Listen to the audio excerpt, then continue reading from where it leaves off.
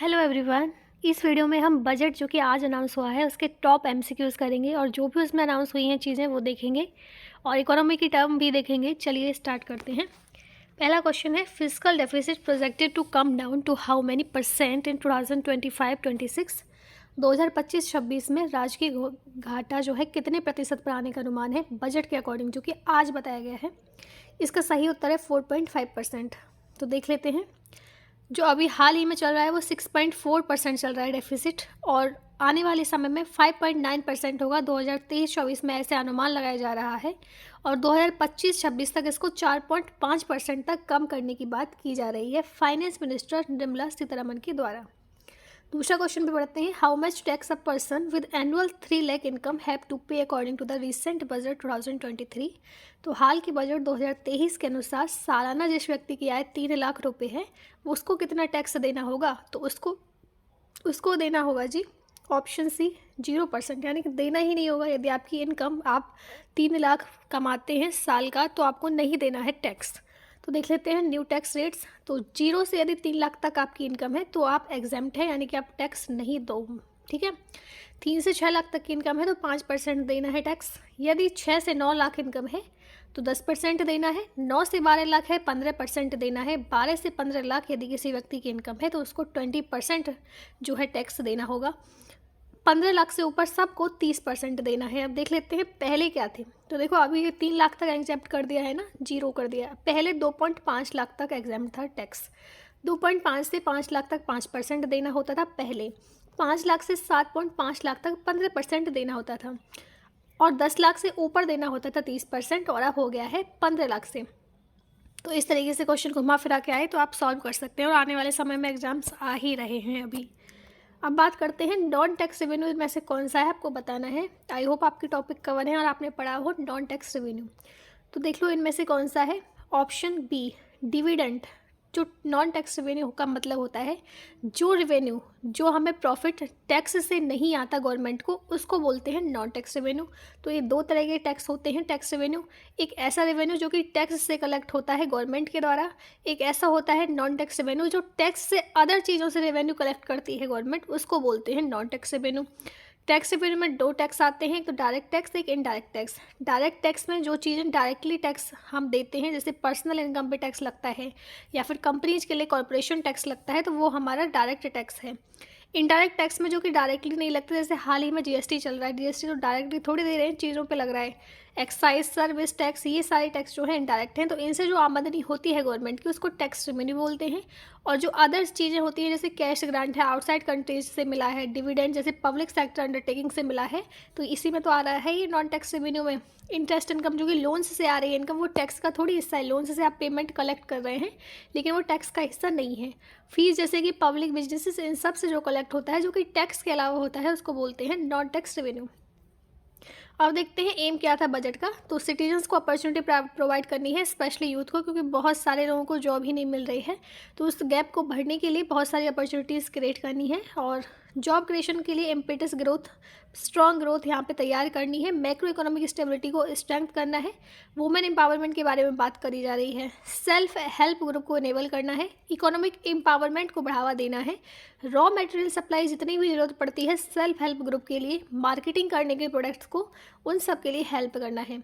की पॉइंट्स देख लेते हैं। ये अमृत काल का पहला बजट है, और यहाँ पे जो जीडीपी का अनुमान लगाया गया है वो 7% करंट फिस्कल, तब जब क्योंकि स्लो डाउन भी हो रहा था तब भी जो इंडिया की ग्रोथ है वो 7% चल रही है। ठीक है, इतनी घटी नहीं है, चल रही है 7%। पर कैपिटा इनकम बात करें तो ये बढ़ गया है, 1.97 लाख हो गया है, और इंडिया की जो इकोनॉमी है वो 10 to 5th लार्जेस्ट में पहुंच गई है लास्ट 9 सालों में। चलिए देखते हैं। फाइनेंस मिनिस्टर ने अनाउंस किया है स्कीम जो कि सपोर्ट करेंगे स्टेट गवर्नमेंट को, म्यूनिसिपैलिटीज़ को, ताकि वो ओल्ड पॉलिटिंग व्हीकल्स को रिप्लेस कर सकें। तो देखो यदि ओल्ड पॉलिटिंग व्हीकल्स को रिप्लेस किया जाएगा तो लोग नए खरीदेंगे। अब नए व्हीकल खरीदेंगे तो इससे क्या बेनिफिट होगा? इससे जो मोटर इंडस्ट्रीज़ हैं जो कि व्हीकल्स बनाती हैं, इलेक्ट्रिकल व्हीकल्स बनाती हैं, इससे एनवायरनमेंट पे भी अच्छा असर आएगा। तो इन सब चीज़ों को प्रमोशन मिलेगा, तो मैन्युफैक्चरिंग सेक्टर को प्रमोशन मिलेगा, बहुत अच्छी बात है। और खासकर जो इस कंपनीज हैं बड़ी बड़ी, जैसे टाटा मोटर्स है, टोयोटा है, इन सब को भी बहुत ज़्यादा बेनिफिट मिलेगा, और इलेक्ट्रिक व्हीकल से प्रमोट होंगे, क्योंकि इन्वायरमेंट पे चीज़ें बहुत ज़्यादा फोकस अभी हो रही हैं। टैक्स बढ़ गया है सिगरेट पे जी। इसके अलावा अनाउंसमेंट हुआ है शेयर का आईटीसी और गोदरेज फिलिप्स जो है उसका 5% और 7.3% हो गया है रिस्पेक्टिवली। इसके अलावा गवर्नमेंट इनकरेज करेगी डाटा एम्बेसीज को सेटअप करने के लिए IFSC गिफ्ट सिटी में, याद रखना।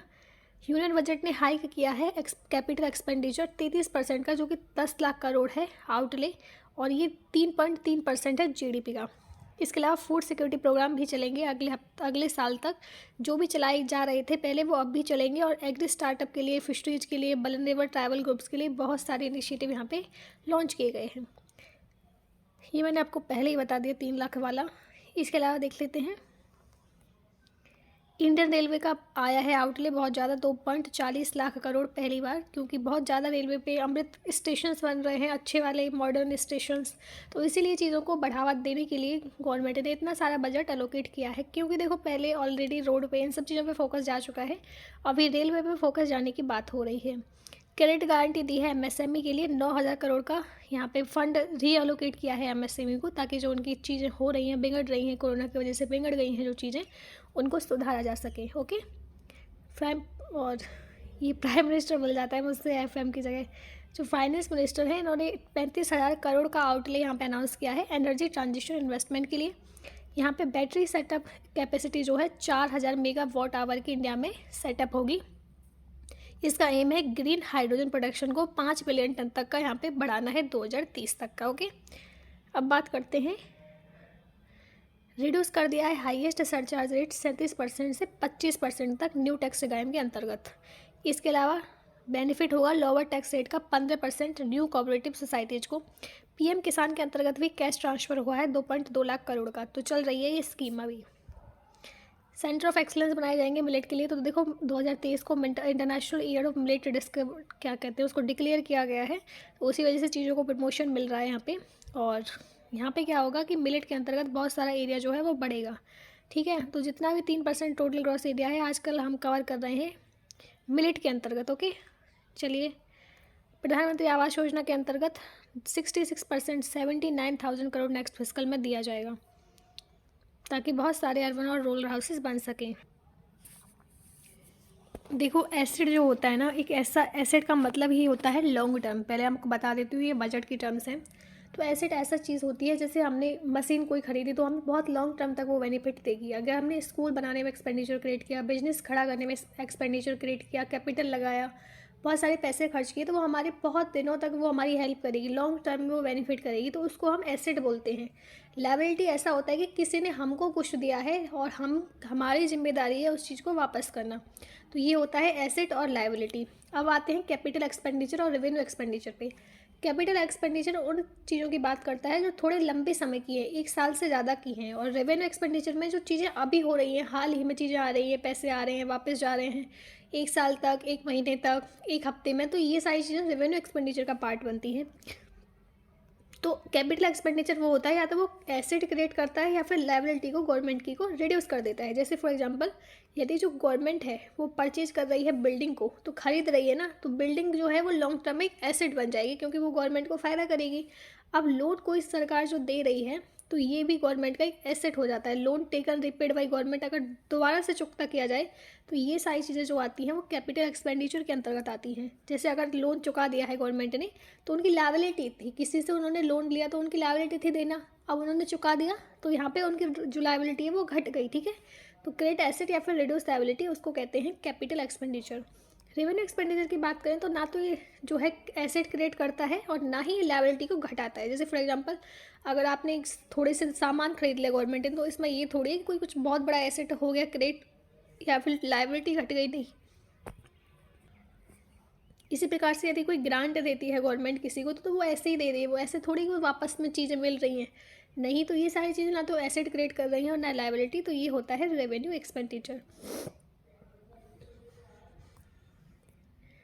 अब बात करते हैं इकोनॉमिक बजट में। जो हमारा बजट रिलीज हुआ है आज, उसमें बहुत सारी चीज़ें बात की जा रही है, जैसे वुमेंस के एम्पावरमेंट की बात करी जा रही है, एग्रीकल्चर के पुश की बात करी जा रही है, रूरल कंजप्शन, कंज्यूमर कंपनीज, बहुत सारी चीज़ें यहाँ पे बात हो रही है। अब बात करते हैं क्रेडिट गारंटी स्कीम जो MSME की थी, उसमें 9,000 का कैपिटल उसमें इन्फ्यूज होगा, करोड़ का। 9,000 से क्या होता है, तो उससे क्या होगा, जो MSMEs हैं जो कि कोरोना की चीज़ों के चलते थोड़े से डिस्ट्रेस में आ गए हैं, उनको थोड़ा रिलीफ मिलेगा इससे। और यहाँ पे डिजिनेशन की बात हो रही है, फोकस करना है तो डिजी लॉकर का, आधार का, पर्सनल आइडेंटिटीज जो हैं वो यूज होंगी, ताकि KYC की जो हर्डल आती है उनको स्मूथ किया जाए। ये मैं बता चुकी हूँ कि 5.9% GDP का एस्टिमेट किया गया है, और 35,000 जो है एनर्जी ट्रांजिशन को दिया गया है, ताकि रिन्यूएबल एनर्जी कैपेसिटी बढ़ सके। अमृत काल चल रहा है और बहुत सारी इन्वेस्टमेंट GDP ग्रोथ के लिए, वेल्थ क्रिएशन के लिए, अपॉर्चुनिटी के लिए 10 लाख करोड़ कैपिटल इन्वेस्टमेंट की जाएगी। What is the fiscal deficit related to under the government budget? तो सरकारी बजट के तहत राजकोषीय घाटक किससे संबंधित है? तो ये संबंधित है ऑप्शन C, बोरिंग रिक्वायरमेंट। तो देखो फिस्कल डेफिसिट हो रहा है, इसका मतलब ये है कि अभी भैया ज़रूरतें पूरी हुई नहीं है बोरिंग की, तो उसको कहते हैं बोरिंग, उसको कहते हैं फिस्कल डेफिसिट। तो देख लेते हैं, जब डिफरेंस होता है ये जितना भी आपने रेवेन्यू कमाया है और जितना आपने एक्सपेंडिचर किया है, तो ये गवर्नमेंट के संबंध में हम बात कर रहे हैं। तो गवर्नमेंट ने जितना कमाया है और जितना खर्च किया है उसका जो माइनस होता है उसको फिस्कल डेफिसिट बोलते हैं। और फिस्कल डेफिसिट कब अराइज होता है? जब जो रेवेन्यू हम जनरेट कर रहे हैं यानी कि गवर्नमेंट, उनका एक्सपेंडिचर उससे अधिक हो जाए तो भैया माइनस में जाएंगी चीज़ें। तो ऐसे होता है fiscal deficit arise. Okay, among the following option which of this is revenue receipt? Revenue receipt का मतलब होता है कुछ आ रहा है, चीज़ें आ रही हैं आपके पास। तो देखो यहाँ पे रेवेन्यू रिसिप्ट जो होता है वो शॉर्ट टर्म के लिए चीज़ें होती है। रेवेन्यू मतलब शॉर्ट टर्म में आ रही हैं, ऐसा नहीं कि बहुत लंबे समय तक आप इसको लेते ही चले जा रहे हो, खर्च कर रहे हो, ये सब चीज़ें नहीं। शॉर्ट टर्म के लिए, जैसे फॉर एग्जांपल इसमें है ऑप्शन B, एक्सटर्नल ग्रांट्स जो है ये रेवेन्यू रिसिप्ट का हिस्सा है। ये आपको, आपने दे दी किसी को, इतना ना तो एसेट क्रिएट होगा ना लायबिलिटी क्रिएट होगी, बस दे दी एक्सटर्नल ग्रांट गवर्नमेंट ने, तो उस तरीके से। तो रेवेन्यू रिसिप्ट जो है वो ऐसे हैं जो कि ना तो लायबिलिटी के इम्पैक्ट कर रहे हैं ना एसेट को इम्पैक्ट कर रहे हैं, तो वो उसको कहते हैं रेवेन्यू रिसिप्ट। तो एक्सटर्नल ग्रांट जो है ना तो ये करंट एसेट पे कोई, ना लायबिलिटी पोजीशन पे कोई इफेक्ट डालते हैं। प्राइमरी डेफिसिट का मतलब क्या होता है? तो देखो, जब बोरिंग की रिक्वायरमेंट में से इंटरेस्ट पेमेंट की रिक्वायरमेंट को घटा दिया जाए तो उसको बोलते हैं प्राइमरी डेफिसिट। ठीक है, B-A। तो प्राइमरी डेफिसिट जो होता है वो गवर्नमेंट की क्रेडिट का डिमांड जो होता है, जो कि क्रेडिट डिमांड चाहिए गवर्नमेंट को एक साल के खर्चे के लिए, उसमें से इंटरेस्ट आप माइनस कर दो, उसको बोलते हैं primary deficit. Measure taken using the government budget can impact? तो सरकारी बजट का उपयोग करके किए गए उपाय प्रभावित कर सकते हैं। तो ये तीनों को इफेक्ट करेंगे। तो देखो, अब बजट में चीज़ें अलोकेट होंगी तो रिसोर्स तो अलोकेट होंगे ही, इनइक्वलिटीज़ या तो बढ़ेंगी या घटेंगी, चीज़ें अच्छी हो रही हैं तो घट जाएंगी इनइक्वलिटीज़। तो ये भी तो बजट में जो चीज़ें अनाउंस होती हैं उससे चीज़ें होती हैं ना। इन्फ्लेशन को बढ़ाया जा सकता है, घटाया भी जा सकता है अच्छा बजट लाके। तो ऑल ऑफ द अबव इसका सही हो जाएगा। At what point primary deficit जो होता है गवर्नमेंट बजट का वो 0 हो जाता है? तो देखो, मैंने बताया था प्राइमरी डेफिसिट होता क्या है, जितनी भी एक साल के लिए रिक्वायरमेंट चाहिए पैसों की, उसमें से इंटरेस्ट आप माइनस कर दो, उसको बोलते हैं प्राइमरी डेफिसिट। तो यदि इंटरेस्ट हम माइनस कर रहे थे तो अगर तो उसको हम बराबर कर लेंगे तो दोनों बराबर बराबर हो जाएंगे ना, तो वो 0 हो जाएगा। तो fiscal deficit equal interest payment. What can we said about GST which comes under the government budget? तो GST के बारे में क्या कहा जाएगा? तो क्या कहा जाएगा, टैक्स है या फिर indirect tax, sorry direct tax है या फिर इनडायरेक्ट है? तो देखो, ये इनडायरेक्ट टैक्स, क्योंकि ऐसे डायरेक्टली थोड़ी पता चल रहा है, डायरेक्टली थोड़ी दे रहे हैं, ये तो चीज़ों पे लग रहा है। तो GST जो है इनडायरेक्ट टैक्स है। कहाँ गया? Which of these budget suit developing economy including India? इनमें से कौन सा बजट जो है भारत सहित विकासशील अर्थव्यवस्थाओं के लिए उपयुक्त है? तो इसमें देखो, डेफिसिट बजट है। डेफिसिट बजट का मतलब होता है कि आप बोरिंग बहुत कर रहे हैं, उधार बहुत ले रहे हैं। आप उधार क्यों लेंगे आप? क्योंकि आप सब्सिडी दे रहे हैं लोगों को, नागरिकों को अपने देश के, या फिर इंफ्रास्ट्रक्चर क्रिएट कर रहे हैं, या फिर इन्वेस्टमेंट कर रहे हैं, ताकि जो डेवलपिंग कंट्री है हमारी थोड़ी सी बढ़े आगे, थोड़ा सा उसको प्रोत्साहन मिले, पुश मिले, थोड़ा सा इकोनॉमी डेवलप हो, इसलिए तो आप बोरिंग कर रहे हैं, चीज़ों को रिस्क पे ले रहे हैं। तो बोरिंग का मतलब ही है कि आप इन्वेस्टमेंट क्रिएट कर रहे हैं, आप चीज़ों को क्रिएट कर रहे हैं, आप देश को सुधारना चाहते हैं। तो इसलिए जो है डेफिसिट बजट हेल्प करता है कंट्रीज़ को, क्योंकि आप डेवलपिंग में चल रहे हैं, ऐसा तो नहीं कि आप बहुत बहुत ज़्यादा ऊपर बन चुके हैं, नहीं ना। तो डेफिसिट बजट का मतलब होता है कि आप सही रास्ते पे चल रहे हैं। तो फ्यूचर प्रॉस्पेरिटी के लिए ये चीज़ें थोड़ी ज़रूरी हैं। ओके, चलिए। Name the process where in the government sell its securities to private owner? उस प्रक्रिया का नाम बताइए जिसमें सरकार अपनी प्रतिभूतियाँ निजी स्वामी को बेचती है। तो इसका हो जाएगा डिसइन्वेस्टमेंट में वो बेचते हैं। Which of the following does not fall under capital expenditure? निम्नलिखित में से कौन पूंजीगत व्यय के अंतर्गत नहीं आता है? तो इसका सही उत्तर है loans made by world bank. तो देख लेते हैं इसमें। इसमें से हो जाएगा सही ऑप्शन ई। तो देखो मैंने आपको बताया था कैपिटल का मतलब होता है आप लॉन्ग टर्म के लिए ऐसी चीज़ें खरीद रहे हैं, ऐसी चीज़ों में अपना कैपिटल एक्सपेंडिचर कर रहे हैं जिसमें आपको लॉन्ग टर्म पे मतलब बेनिफिट है। तो देखो loans made by world bank ये कैपिटल एक्सपेंडिचर का हिस्सा नहीं है, इसको देख लेते हैं। तो ये क्रिएट करिए, एसेट नहीं क्रिएट कर रहे हैं, जो कि वर्ल्ड बैंक के द्वारा लोन्स हैं, ये लायबिलिटी क्रिएट कर रहे हैं आप पे। ठीक है, तो देख लेते हैं। कैपिटल एक्सपेंडिचर वो मनी होती है जो तो या तो आप उसको रिपेयर करने के लिए यूज कर रहे हैं, अपडेट करने के लिए कर रहे हैं, इंप्रूव करने के लिए कर रहे हैं, जैसे बिल्डिंग, बिजनेस इक्विपमेंट, इन सबको आप कर रहे हैं, तो उसको कहते हैं capital expenditure. Which of these increases liabilities in the government budget, इनमें से कौन सरकारी बजट में देनदारियों को बढ़ाता है? Borrowing. Mention the capital receipt source from of the following, तो इसमें से कैपिटल रिसिप्ट का आपको सोर्स बताना है इसमें से, तो इसमें से है ऑप्शन डी डिसइन्वेस्टमेंट। तो कैपिटल रिसिप्ट जो होती है उसका मतलब होता है कि जो रिसिप्ट है गवर्नमेंट की उसको या तो इंक्रीज कर रही है लायबिलिटी या फिर रिड्यूस कर रहा है फाइनेंशियल एसेट, उसको बोलते हैं कैपिटल रेसिप्ट। तो कैपिटल रेसिप्ट में जो गवर्नमेंट है वो डिसइन्वेस्टमेंट भी करती है। तो दो तरह की होती है, या तो ऐसी रिसिप्ट जो कि लायबिलिटी क्रिएट कर रही हैं, या फिर ऐसी जो रिसिप्ट जो कि एसेट को रिड्यूस कर रही है। डिसइन्वेस्टमेंट करके रिकवरी करके लोन की आपका जो एसेट है वो रिड्यूस ही तो हो रहा है। ठीक है, तो रिसिप्ट जो कि लायबिलिटी क्रिएट करें या फिर एसेट को रिड्यूस करें उसको बोलते हैं capital receipt. Pick out the direct tax combination from the following, तो डायरेक्ट टैक्स में जो कौन है, तो इसमें है इनकम टैक्स और वेल्थ टैक्स, ऐसे टैक्स हैं जो कि डायरेक्ट टैक्स हैं। अब बात करते हैं pick out the non tax revenue from the following, तो इनमें से कौन सा है जो कि नॉन टैक्स रेवेन्यू है, ये हम पहले कवर कर चुके हैं शायद। तो इसमें से डिविडेंड्स हैं, ये पहली स्लाइड में हमने कर लिया है। Which of these receipt is an example of non tax revenue, इनमें से कौन सी प्राप्तियाँ गैर कर राजस्व का उदाहरण है? इसका सही उत्तर है option D all of the above, यानी कि फाइन एंड फीस भी नॉन टैक्स रेवेन्यू में आता है, यानी कि टैक्स से नहीं आ रहा है रेवेन्यू, ऐसे ही आ रहा है बिना टैक्स के। प्रॉफिट एंड डिविडेंड और इन्वेस्टमेंट, इंटरेस्ट, रिसिप्ट, ये सब जो है नॉन टैक्स रेवेन्यू का पार्ट है। रिग्रेसिव टैक्स क्या होता है? ऐसा टैक्स जब आपकी इनकम इंक्रीज हो है लेकिन फिर भी जो टैक्स का रेट है वो उतना ही रहे, तो उसको बोलते हैं रिग्रेसिव। दो तरह के टैक्स होते हैं, एक तो होता है प्रोग्रेसिव, एक होता है रिग्रेसिव। प्रोग्रेसिव में जैसे ही आपकी इनकम इंक्रीज होती है टैक्स भी इंक्रीज हो जाता है, रिग्रेसिव में नहीं होता है ऐसा। प्रोग्रेसिव टैक्स इसलिए भी इम्पोर्टेंट है कंट्री के लिए, ताकि जो हमारी सिटीजन्स हैं यदि उनका इनकम इंक्रीज हो रही है तो उन्हें थोड़ी सी लायबिलिटी मिले कि हमें टैक्स देना चाहिए। कौन सा इनमें से रेवेन्यू रेसिप्ट है? तो इसमें से है ऑप्शन बी एक्सटर्नल ग्रांट। तो रेवेन्यू रेसिप्ट वो होते हैं जो कि लॉन्ग टर्म में चीज़ों को इम्पैक्ट नहीं कर रहे हैं, तो एक्सटर्नल ग्रांट जो है वो दे दिए जाते हैं, इससे ना तो एसेट क्रिएट हो रहा है ना लायबिलिटी।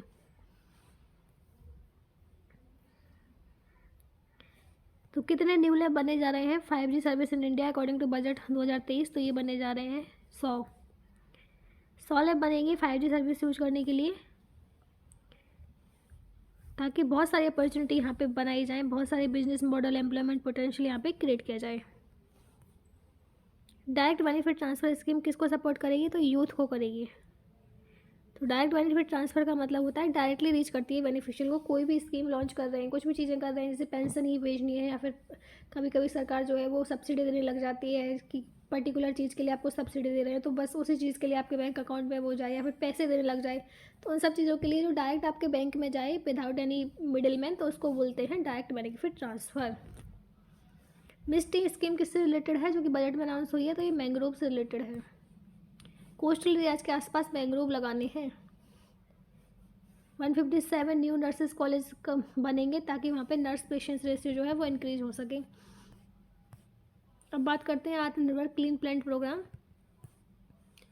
तो 22,000 करोड़ का आत्मनिर्भर क्लीन प्लांट प्रोग्राम है ताकि अवेलेबिलिटी हो, डिसीज फ्री कंट्री बने, और हॉर्टिकल्चर क्रॉप्स जो है उसको उसमें हाई वैल्यू क्वालिटी का प्लांटिंग मटेरियल लगे, और जो कि हमारा एरिया अभी फ़िलहाल में लो है 15%, उसका कल्टीवेशन में थोड़ा सा इंक्रीज आए, थोड़ा सा और हाई हो। अब देखते हैं 50 टूरिस्ट डेस्टिनेशन बने जा रहे हैं चैलेंज मोड के थ्रू, ताकि इंटरनेशनल टूरिज्म को प्रमोशन मिले। 9.5% कॉम्प्रेस्ड बायोगैस जो है मैंडेट कर दिया गया है ट्राई फास्ट अडॉप्शन के लिए। ठीक है, नेक्स्ट देखते हैं PM परिणाम टू बी लॉन्च, ताकि फर्टिलाइज़र जो है उनको यूज किया जाए। इंक्लूसिव ग्रोथ को बढ़ावा देना है, इसीलिए एग्रीकल्चर हुआ, वुमेन्स हुई, डिजिटल इंफ्रास्ट्रक्चर हुआ, सबको एक साथ लेके चलना है। और PM मत्स्य संपदा योजना फिशरीज सेक्टर के लिए। How many crore will be given for revamped credit guarantee scheme, तो ये है ऑप्शन डी 9,000, ताकि जो लोग हैं जो कि कोरोना में परेशान हो गए हैं उनको थोड़ा सा बढ़ावा मिले, उनको बूस्ट मिले थोड़ा सा, जो कि स्पेशली एमएसएमई के जो लोग हैं। 2 लाख करोड़ तक का लोन यहाँ पे दिया जाएगा ताकि उनका जो इंटरेस्ट सबवेंशन का जो स्ट्रेस हो गया है वो चीज़ सही हो सके। गवर्नमेंट लॉन्च करेगी प्रधानमंत्री कौशल विकास योजना 4.0।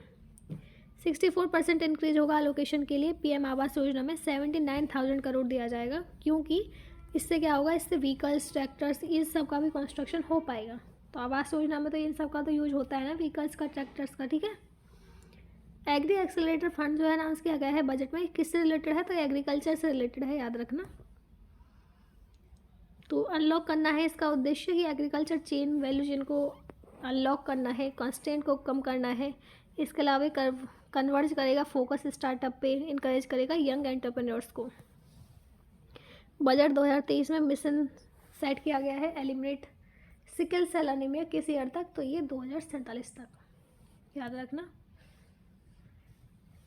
तो इससे यूनिवर्सल स्क्रीनिंग होगी 7 करोड़ पेशेंट्स की जिनकी एज 0 से 40 साल तक है और जो ट्राइबल अफेक्टेड एरियाज में रहते हैं। इससे अवेयरनेस क्रिएट होगी इसके दौरान, और सेंटर और मिनिस्ट्री और स्टेट मिनिस्ट्री जो है कोलैबोरेटिव एफर्ट इसमें लाएंगी ताकि चीज़ों को सही किया जा सके।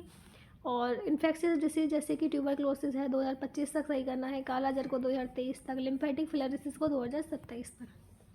How many destination to be selected to boost tourism sector according to budget 2023, तो 50 को किया गया है। How many new skill inter center will be set up according to budget 2023, तो ये होंगे ऑप्शन सी 30। अब बात करते हैं गवर्नमेंट प्लान्स टू इंट्रोड्यूस है how many % compressed biogas mandate for all entities marketing natural gas in India. इसका सही उत्तर है ऑप्शन ए 5%। तो कंपनीज जो है नेचुरल गैस की इंडिया में उनको बना दिया गया है कि 5% तक का आपको वॉल्यूम इसमें कॉम्प्रेस्ड बायोगैस में इंक्रीज करना है, और इससे जो है नेचुरल गैस को प्रमोशन मिलेगा। फाइनेंस मिनिस्टर ने कहा है रूरल इंफ्रास्ट्रक्चर डेवलपमेंट फंड को क्रिएट करना, और इससे क्या होगा, इससे प्रायोरिटी सेक्टर लर्निंग की शॉर्टफॉल जो है उसको कम किया जाएगा, और 10,000 करोड़ तक पर है ना यहाँ पे जो है नेशनल हाउसिंग बैंक के दौरान आपको दिए जाएंगे। तो इंडियन रेलवेज को मिलेगा 2.40 लाख करोड़ तक का फंड। रोड और रेलवे सेक्टर को तो पहले ही दिया जा चुका है।